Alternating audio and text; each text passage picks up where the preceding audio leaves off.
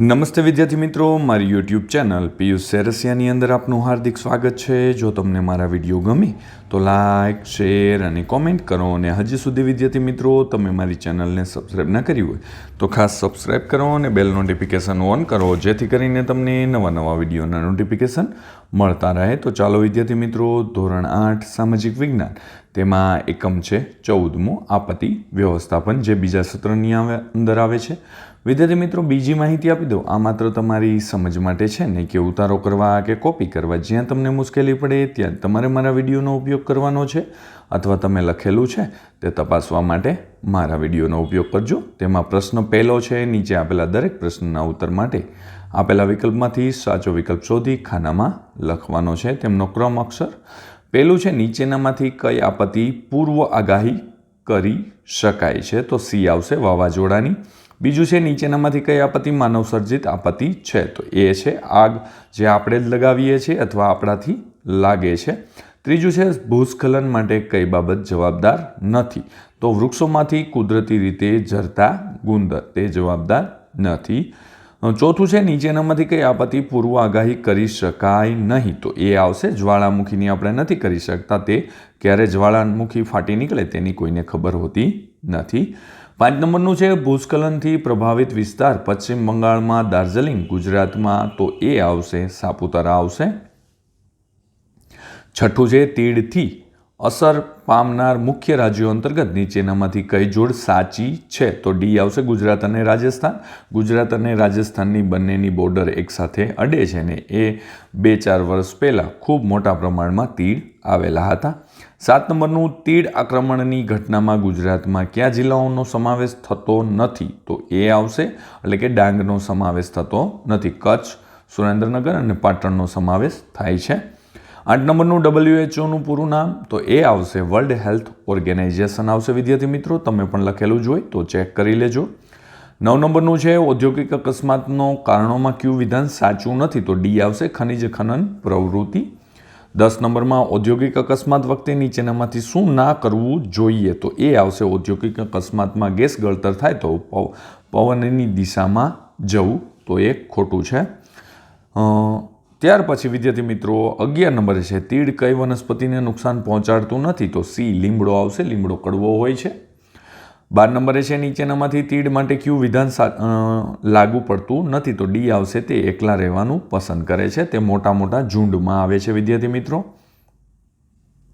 ત્યાર પછી ખરા ખોટા આવે છે, નીચેના વિધાનો સાચા છે કે ખોટા? પહેલું ખોટું, બીજું ખોટું, ત્રીજું ખરું, ચોથું ખરું અને પાંચમું ખરું આવશે। વિદ્યાર્થી મિત્રો, તમે પણ લખેલા જ હશે, ચેક કરી લેજો।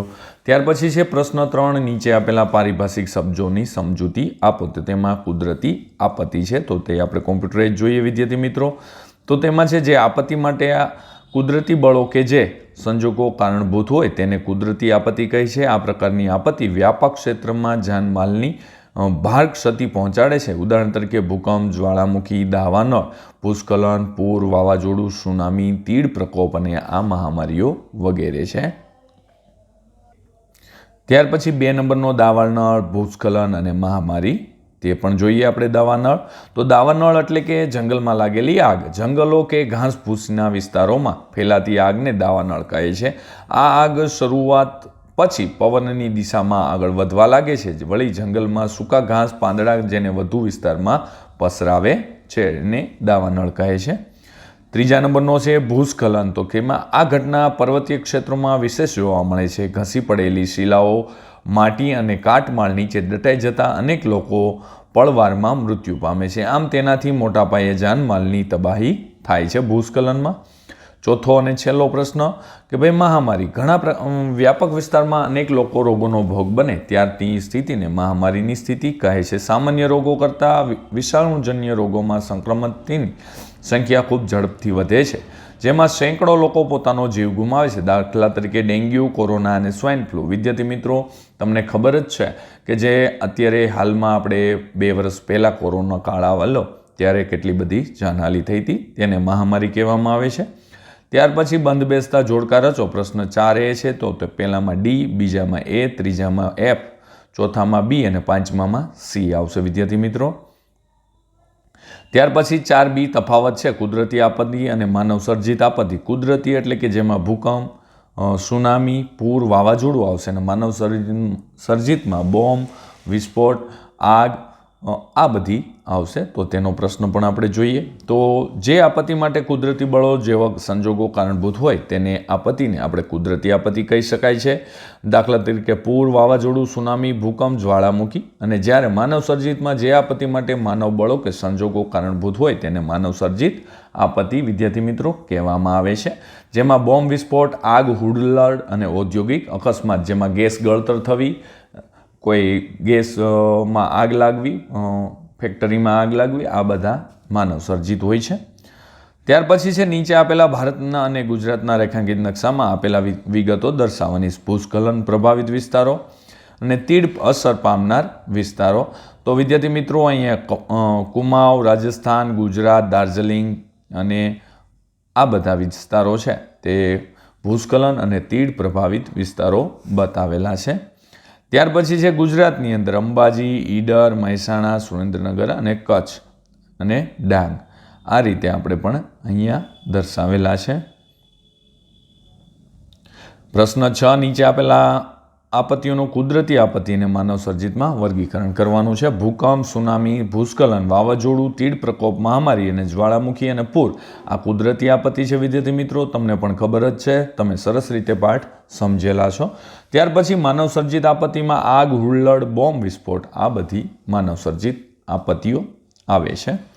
ત્યાર પછી પ્રશ્ન 7 છે નીચે આપેલા અનુભવને કોઈ પણ એક મહામારી વિશેના તમારા અનુભવો લખવાના છે.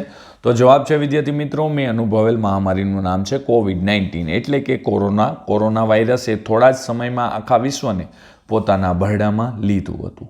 આ વાયરસ હવા કરતાં પણ ઝડપથી વાતાવરણમાં ફેલાય છે. તેનો ચેપ અન્યત્ર ના ફેલાય તે માટે લોકડાઉન, જેને કે ચેપ લાગ્યો હોય તેને ક્વોરન્ટીન કરવા જેવા પગલાઓ સરકાર દ્વારા લેવામાં આવ્યા હતા. અને 2019-20ની સાલમાં મહામારીની અસર સમગ્ર વિશ્વની અંદર ખૂબ જ પ્રસરેલી હતી કે મુશ્કેલી અનુભવી હતી.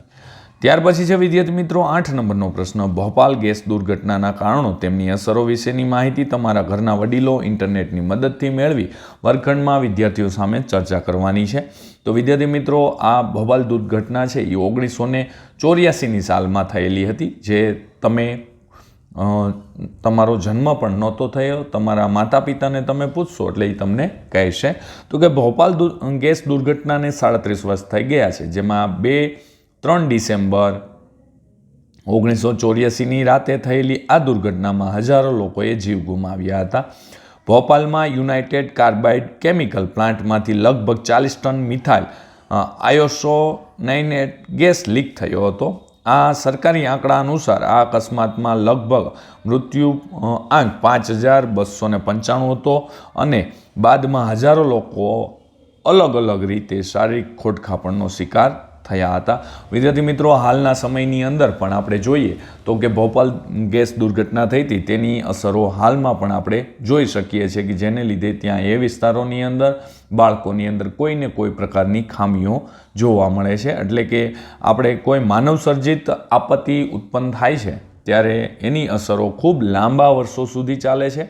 એની જગ્યાએ તમે જુઓ ભૂકંપ, સુનામી કે વાવાઝોડું હોય તો એ ટૂંક સમયની અંદર તે પાછું હતું નહોતું એ રીતે થઈ જાય છે.